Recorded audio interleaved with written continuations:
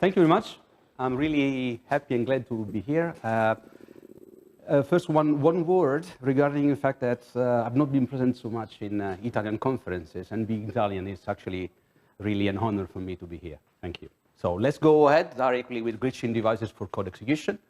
And the goals of this presentation are discuss how FI attacks, fault injection attacks, we're going to use FI along the presentation for indicating fault injection. They can be used to gain arbitrary code execution on devices, actually on any target which is glitchable, but we are focusing here on devices. And this can be done regardless of the CPU architectures and even in absence of software vulnerabilities. We are going also to show how software-based countermeasures, because you have fault injection attacks. The industry and academia have developed countermeasures against these attacks. There are hardware-based and software-based ones. We are going to show how, with new techniques, we can actually bypass the software-based countermeasures. We are going also to discuss how such techniques may allow to loosen timing requirements. So one of the usual requirements is that you hear is that fault injection attacks needs to be very precise. You need to target that instruction. You need to be a very good timing, to have a very good timing and a good synchronization with target. We're going to discuss how this can be loosened to the point that your trigger may actually not be very precise, sometimes not even exist. That's why, just a bit provocative, I'm talking about quasi-triggerless attacks.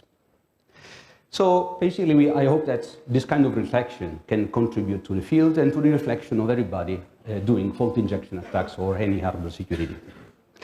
So the agenda here is that we're talking about the foundation, some introduction which is functional to what we need to discuss. Then we're trying to give a bit of systematization to what we see and what we see often discussed, trying to put some terminology and concept in the right place.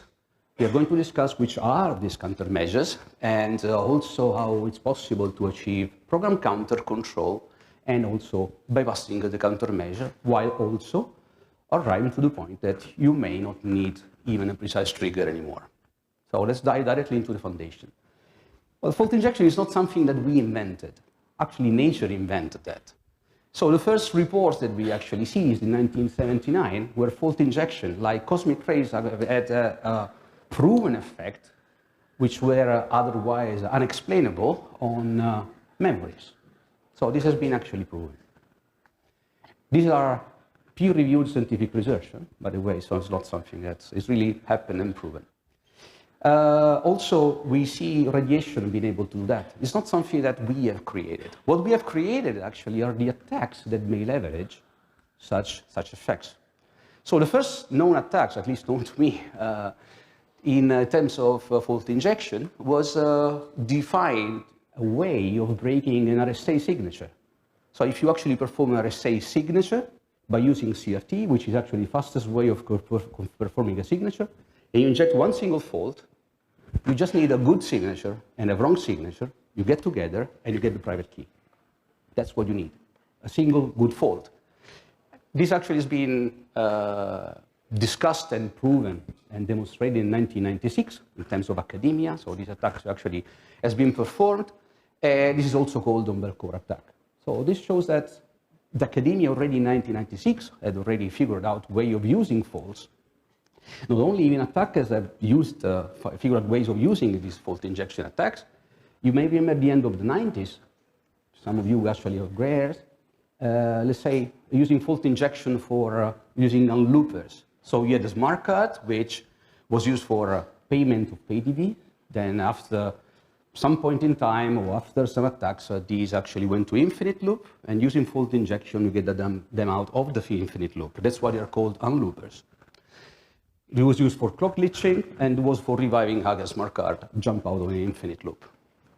So the traditional attacks are always aimed to either break some crypto, so changing some data, or bypassing some checks. This has been the usual way of using fault injection attacks. I think you are more or less familiar. I see people nodding and really happy about it. So if you think about, let's say, the usual way of bypassing checks for bypassing a secure boot, so this is just a sample code of secure boot. What you see there is that you have the secure boot actually loads the boot stage to be verified into memory, and it loads to an address It's just the image address over there. Then basically, it actually loads the signature in order to into memory. And then this signature is verified. I will not go into the details, but this involves more or less computing the hash of the stage, decrypting the signature, taking the hash from the signature and comparing them. That's more or less what it entails to verify the signature in general. If this is wrong, you actually reset the chip. If this is correct, you progress to the stage which has been verified. Of course, I mean, you need to have the private key in order to produce that signature. So in general, if you have a secure boot process, you would not be able to bypass it normally unless there are logical vulnerabilities.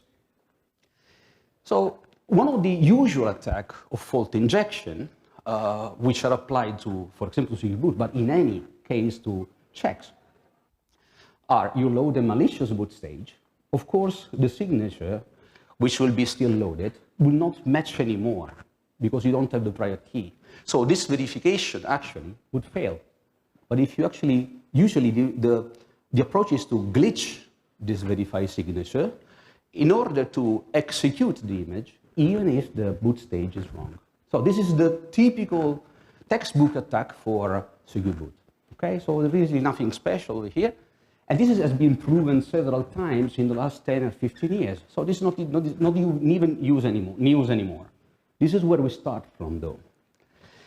Why does it work? Well, the typical description why it does work is that you are skipping instructions.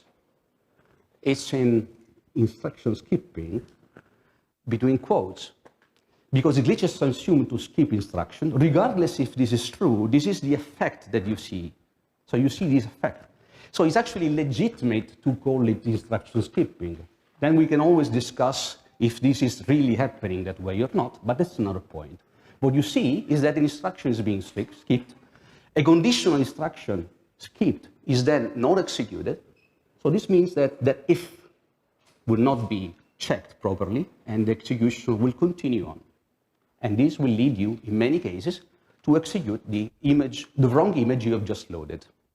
So this is the description that you will find in academia industry. So I would say an estimate, 80–90% of the papers that you see outside, or talks, or blog posts that discuss about glitching, basically they refer to you skip some instruction and you go ahead.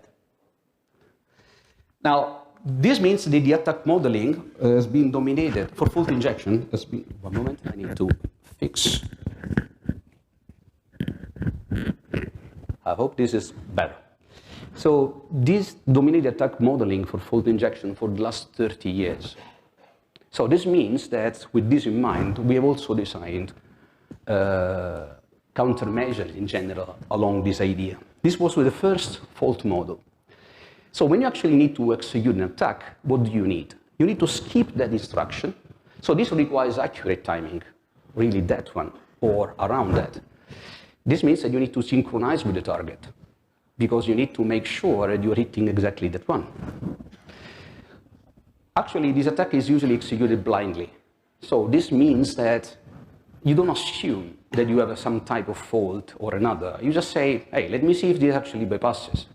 You just load the bootloader, it just glitches, just send glitches around, just let it go for hours, days, weeks until it succeeds, and then it succeeds, usually. I mean, the way what we call this called glitch and pray. And it works, it's fine. There's nothing diminutive to that. We're just saying that there is no attack, not so much of an attack design and strategy. So basically, this is an example of an attack that we did on ESP32, but we have been doing this on many devices. It's just this is public research, we can actually show. So you can see that in this, in the upper part, the bootloader is copied to SRAM. What you are seeing is the chip selected of SPI flash. When you read from flash, there is activity from flash. So when you're copying from flash, that pin is active. It goes up and down. So this means that the flash is being used. So by tracking that pin, we know when the flash is being used, and we know that when bootloader is actually copied into SRAM. And this is why we see that those kind of patterns. The flash is being read, is active. After the bootloader is copied to SRAM, at the end, there is very likely the verification. You cannot verify a bootloader until it's fully in memory. So what you see here is also something trigger. Trigger is you trigger lower, trigger high. So we wait for a bit in order to wait for a gap in the middle. And then at that point in time, we just trigger it on the first rising edge. And this is how we trigger, so we are synchronized with reading. So basically, we use flash communication for synchronization. We use this signal that tells us, OK, this is being loaded. Now, in order to bypass it, we need to glitch that instruction. So at the end, you know that bootloader is being loaded into SRAM. You want to glitch that if, so it's very likely at the end of that process. So when the loading is finished, we just start glitching around there, glitch and pray. We don't know what's happening. Go. See you in 3 days. If it succeeded, it succeeded. Secure boot bypass, done. Mission accomplished. Well, actually, this was pretty easy to do, but in general, the approach is that you glitch somewhere after the bootloader is copied. It's more or less around there. So there is no control whatsoever. Is it just randomness and luck? Is this all everything that we can do? Well, if you just stop at doing this and trying it, it's pretty much that. If you start thinking about how things work, and this is what we are going to progress, and you actually try to do some systematization of the concept, well, I think we can actually do some, we can move forward. So when you have a fault, why does this fault happen? It happens because of physics. You're putting the device in an environment that it starts misbehaving while still functioning. So it's not completely stopped, but it's not completely functioning as intended. So this means that there is a gray area where there are effects that allows it to misbehave while still keeping on working. Now, these effects happen at the physical level. It's physics. It might be, let's say, we're not going into the details of VCC clock and laser, but maybe, for example, that the values at gate output are not sampled correctly because they are not ready for clock glitching, or because there is not enough energy for representing them, voltage glitching. So this is actually happening somewhere in the chip at the physics level. Of course, on top, there is just the circuit. There's not only the gate, there is a net. You know, the net list that you might have heard, all these things, it's a net. So meaning that the misbehavior of one single gate was going to affect the logic on the rest. Then, of course, I mean, if you go up, there is the microarchitectural level. If you go for CPU, I mean, x86 has a microarchitecture instruction. We have microarchitectural attack, which are slightly below the instruction level. All this here happens more or less in hardware. If you think about the boundary between hardware and software, the software starts existing in a system on chip where the microarchitecture is not configurable. It starts existing at the instruction level. For chip where you can configure, let's say, the behavior instruction with microarchitectural instruction, then the boundary between software and hardware is a bit lower. Then, after instruction, you have the program, the control flow. That's what basically you have. We like to add an additional subsystem in the middle, which actually represents whatever is not a CPU, but is a valid subsystem. So for example, at this level, you can do glitching of things which are not a CPU. You can actually open a JTAG with fault injection, which is closed.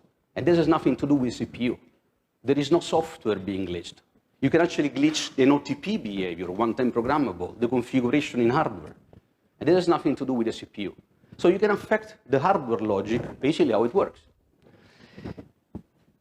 So what we have to understand is that once we have something which is misbehaving at the physical level, this means that that kind of misbehaving at the physical level may cause the device to misbehave in multiple manners. And it's not easily predictable. So the changing of one bit, let's say, in the representation of a single gate, it's very difficult to understand how it's going to propagate in the system. You can really easily predict that. That single bit can actually cause multiple effects. Not only, once you actually glitch, you may have a situation where basically you are zeroing an entire register, or you might flipping one single bit, or you might silencing one single subcomponent. You cannot predict what is going to happen really in the device. So that single glitch if you repeat several times, may yield different kind of effects in the system. So basically, what we call a fault model. A fault model is something that describes what you're interested in. We call instruction skipping all the faults that allow you to give an effect which is similar to an instruction skipping. We don't know if it's going to flip a bit to zero something, to silence a subsystem or a component. We have no idea. The effect at the upper level is that you skip an instruction. So we don't know if you really skip an instruction or not when you're doing a glitch. But we need to understand when we are glitching, many things happen or can happen. So for example, if you're thinking about using instruction skipping for an attack, this is what we've been using before for the secure boot. We use instruction skipping, we skip that if or at the assembly level, and then we use it for an attack. You can actually start thinking, okay, I can flip this bit, I can zero this other one, and then other attacks are possible. But what we think we need to understand is that in order for this to be effective, there must be a hardware vulnerability. And this is actually modeling an FI attack allows us to understand how it works. So there is a hardware vulnerability, there is a technique, inject, that allows you to trigger this vulnerability with some parameters. For example, you need to do voltage within these parameters. That is going to generate some fault, and that fault may be different, depending on what kind of techniques you are using. And then you have an exploit. For example, in our case, the instruction skipping can be used for bypassing security checks in general. Of course, I mean, you can qualify, you can describe more about these single fields or the single points in the modeling. And if you want to, you can actually go deeper into that. What are the key points? Is that when you have a vulnerability, it means that the target is sensitive to a technique. The vulnerability is always in hardware. Whatever you do in software can only help or mitigate the exploitability of that. You don't solve things in software, in fault injection. You mitigate things in software, if possible at all. Not only, the same vulnerability, when triggered, will give different kind of faults. And once you have a fault, it can generate things which are interesting for multiple fault models. We are seeing this in a moment. And once you have a different fault model, like instead of skipping an instruction, we can zero this register. If you can zero this register, I can zero variables. Then I can think of another attacker, or another kind of attack. Every time you think of a fault model, you can build a different attack. Now, this is why I'm talking about this. Because all the countermeasures in software are based in implementation of software. We are going to see a few of them. Example, how do you implement the countermeasure for the secure boot attack in the industry we've seen? For example, you do the verify signature multiple times. This is a typical approach. It's one of the many, actually. And why? The assumption is that a glitch is required in every check. So if you can target the first if, then you need a second glitch for targeting a second if. And then you need a third glitch for targeting the third glitch, the third series of verification. So this means that the complexity of the attack is much higher, under the assumption that you really need 3 glitches. Because you are targeting that if, you're targeting conditional. Of course, I mean, you still need to be precise. So another countermeasure is inserting random delays so that your target moves. It's random where it is in time. So this means that hitting the first if will be difficult, the second if will be even more difficult, and the third if will be close to impossible. Well, I can tell you by experience that these techniques actually are effective against this fault model. So if you start thinking of skipping checks or skipping instruction, this can easily become a nightmare for an actual attack. So they are effective. But they are effective because, again, the location time is not fixed anymore, under the assumption that you must hit that specific point in time. And this is actually widely used in industry and academia. Nowadays, when you hear about, yes, we have implemented fault injection countermeasures, there are only 2 ways. Either you redo your hardware, or if you're lucky to have an FPGA, then probably you can reconfigure your hardware, but that is not the case usually. Or if you're doing in software, this is what you're doing. or many of the things that you're doing are probably similar like this. These are not the only ones, these are just two prominent examples. So this is commonly advised and implemented in FI-resistant targets. Of course, I mean, this makes the attack really difficult, and there are studies of quantification, which actually depends by target. Now, my goal here is to make you reflect that there is one big untold assumption. First, that in order to have those countermeasures in software, this means that the software must be executed. And that's the first one. There is another fact that the attack that they have in mind with this countermeasure is expected to focus on those checks. And also it needs to be very precise in time. So they're making us hit more times and with more difficult targeting because of timing. So this assumes that the default mode that you're using for your attack is instruction skipping. So this means that whatever you had in mind, what you have created, is based on skipping instruction. But what if we switch to a completely different fault model? Instruction corruption. I mean, a glitch in principle can change stuff, right? It can affect the physics.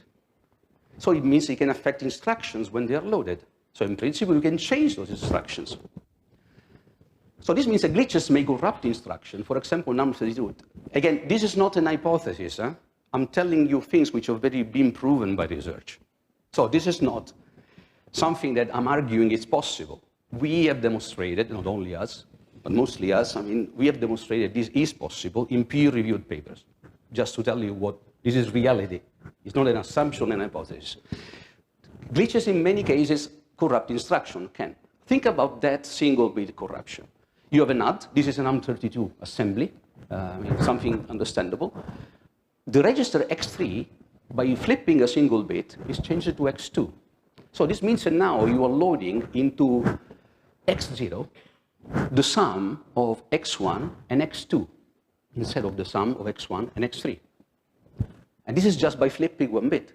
How does it work? When you fetch an instruction, you fetch it from memory. It goes over bus. If you glitch the transfer and change that bit, this is what you get.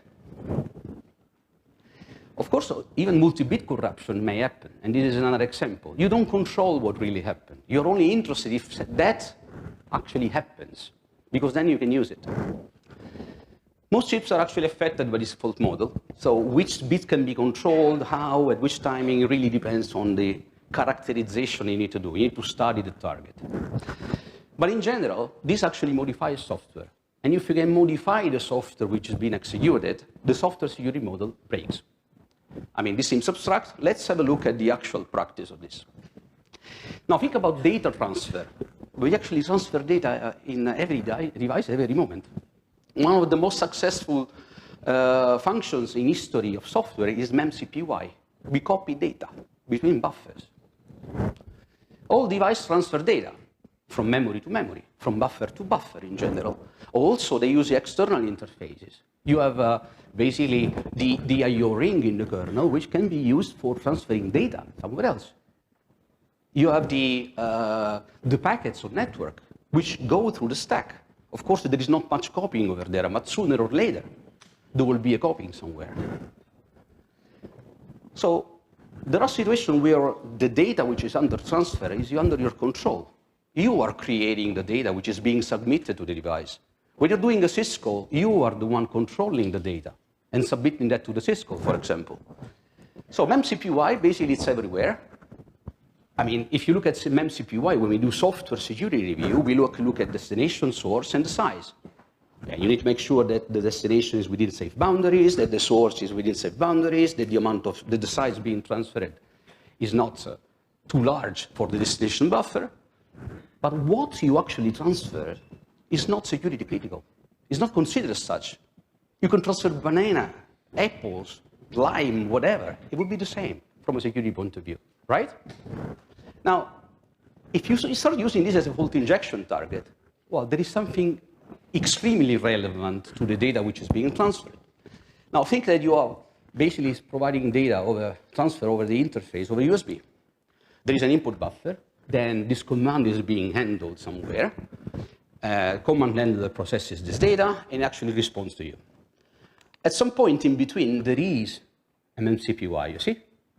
So what you're seeing that the attacker data is being transferred. You see those two instructions, LDM R1 and STM R0.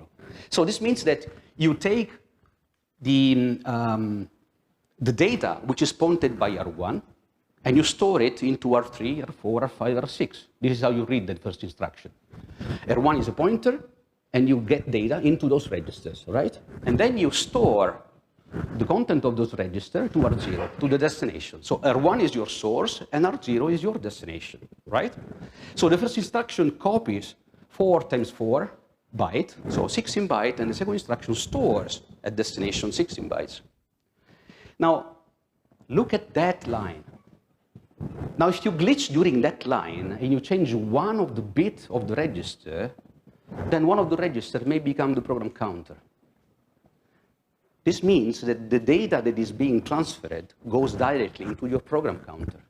So what happens when you transfer something to a program counter? Basically, your PC is set to attacker data, and the control flow is directly ejected. The continuation of the execution will go from the address that you have set. This is pretty interesting. You send data, whatever, you glitch, it ends up in program counter, and then you magically start executing from somewhere else. Again, this is what happens. It's not what I argue it may happen. This has been proven to happen. So this was an easy explanation for ARM32. You basically corrupt an instruction, you modify this load instruction, and then you modify the PC, just because you flip one bit or a few bits in the destination. We're using this several times. We demonstrate this publicly. I mean, I will not go through this, but there will be links around to investigate. Does it work on other architectures? Because in the end, being able to change something to PC is specifically to ARMv7, ARM32, only that. There are very few architectures where PC is addressable. This is not a problem. We have multiple variants that allow you to give you code execution, and which are sufficiently generic to work across multiple architecture. For example, you could corrupt the stack pointers. It's still a register. Instead of loading to PC, you could still load to stack. And then the entire world of ROP and, let's say, shadow stack and other things, pivoting, for stack pivoting, can actually be used. So there are examples for this, but let me show one which is important. For in ARMv8, you have an instruction which is called ret. You return from a subroutine. Usually, the return address is in one register, x30. So when you enter, you don't store the value on the stack immediately. You store in x30, okay? The instruction has this encoding. You see this? In principle, the instruction ret can encode more registers, not only x30. Many people see ret and think that it's x30, but the instruction, the assembly, leaves room for encoding. So if you flip one bit there, you will return to the register, to the address stored in a different register, and not x30. Real-world example, this is Google Bionic MemCPY. We are copying that code. Look at that. Then the source is in x6, and the destination is in x7, basically. So, sorry, source data reside in x6 and x7. So x6 and x7 contains your data, okay? So this is something that you control. x1 is the source. Now, if at the end of the function you glitch that ret to ret x6 or ret x7, you will jump to the data that you control. So this gives you the ability to control program counter on any architecture, because this is what happens on basically any architecture in general. So basically, how do you do this? First, you identify data transfers that you control. I mean, USB interfacing, serial, whatever. MemCPY being kernel, okay? Put your shellcode somewhere reachable.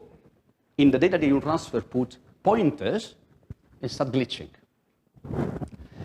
Glitching during MemCPY, you get PC control, and then it's like having a Stack Overflow, but without any software vulnerability. You get control of PC, but you have not done any buffer overflow. So stack canaries will not be relevant to anybody.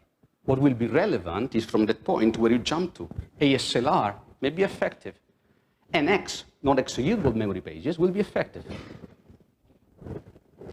So basically, if you actually go like this and you actually set your payload, your sled of pointers, and you glitch during your pointer sled, this means that your execution will be very similar like this. When you load your pointers, you glitch, they go into the program counter, your program counter starts executing the payload, which has not been verified. Nothing has been verified yet. So you start executing your payload before any check actually happens. Why? Because the checks do not exist anymore. Because that software is not executed. It's there, but the program counter starts executing from somewhere else. The key point is that the software-based countermeasure becomes completely ineffective. All of them. I'm talking about all the devices which have this kind of countermeasures. If you glitch during the data transfer and not glitching the instruction, then an entire world opens up because the countermeasures are not there anymore. So this means that you don't target checks anymore. You don't care. All those countermeasures which are in there, basically, they're not even existing anymore. This is very hard to protect against, and today is applicable to fault injection resistant target. So when you see targets which are deemed to be fault injection resistant, instead of attacking the checks like everybody does from a textbook, try to attack a transfer where you control the data. If you look at the assembly and the reversing, that there is an MCPY or any data transfer instruction, any load, glitch there. You will likely be successful. And this is example of what we did. You see that those lines over there, that small block of around 204 microseconds, is not at the end. The area that we are glitching is within the copy. Now we are glitching while the data is copied. And what is copied? Pointers. We had the payload somewhere else. It's just copying pointers. Nobody checks that you are copying pointers because nobody knows what you are transferring. The transfer is agnostic to the data itself. So you can put whatever you want if you control there. So we control a small attack window while the bootloader is being copied. Well, to give you the proof of success, this is what we achieved. Basically, we got control of the program counter every 30 seconds with this technique, regardless of all the checks that may have been afterwards. So let me add something really relevant, because people think that you need very precise synchronization timing. Now, with this technique, basically, this actually goes away. And there is a few reasons that allow me to basically conclude my talk. The memcpy actually loads data into register. There is a load instruction. That load is done in loops. How many loops? Depends on the size which are being transferred. When you glitch, you modify the instruction so that loads this into another register. And the control flow is subject only at function exit, not during the transfer. So this means that these loops will happen so many times before the function exit that you will have several and many opportunities for glitching. It's not anymore one single thing, one single point to attack. So basically, you can glitch anytime, anywhere. Or you have a very big window where you can actually glitch. And not only, what you see is the example that even if you think there is only one single memcpy, actually the device is reality to transfer code and data many times. So what you're seeing here is kernel transferring data after a syscall. So we did a syscall, we put data into register, and we just start glitching until the end. Now, we have successes of getting PC control into kernel at that time, at that time, at that time, that time, and that time. So this tells you already that the data that you have used for submitting the syscall have at least been transferred several times. So if you start glitching during this time, you may very well encounter any data transfer. So instead of transferring payloads, of transferring shellcode, transfer pointers. and start glitching and see what happens. If you get your pointer into PC, well, you're definitely onto something which is definitely different from the usual attacks. So basically, you have very large time windows for glitching. Any data transfer can be a target. You need very loose synchronization. You don't need to be precise anymore, basically. And sometimes the precise triggering is not required anymore because you have such a big window. Why do you even trigger precisely? Why do you spend so much time in hitting there? You don't need there. There is like this. So this actually brings you to a situation where your trigger becomes much more relevant. Your precision is much less relevant. Sorry. So let me add the following consideration. All the countermeasures in software, or most of them, are based on instruction skipping. If you use another fault model, they may, like in this case, completely disappear. Instruction corruption actually gives you code execution. It's very natural because you get PC control with those kind of attacks. What you only require are control of the data being transferred. Any data transfer can be a target, and your setup may become much easier in terms of synchronization. You don't need very split microsecond or nanosecond precise. And more and strong targets out there are still vulnerable to this kind of attacks. So when you see a device or let's say a target which claims to be fault injection resistant, again, my advice is not try to execute and bypass checks. Transfer data, pointers, and glitch. Still glitch and pray, but it will be glitch and see. Because if your PC goes to one of your data, then you get PC control. And I hope that this has been interesting for you because should shed some light on how to implement different fault injection attacks. Thank you.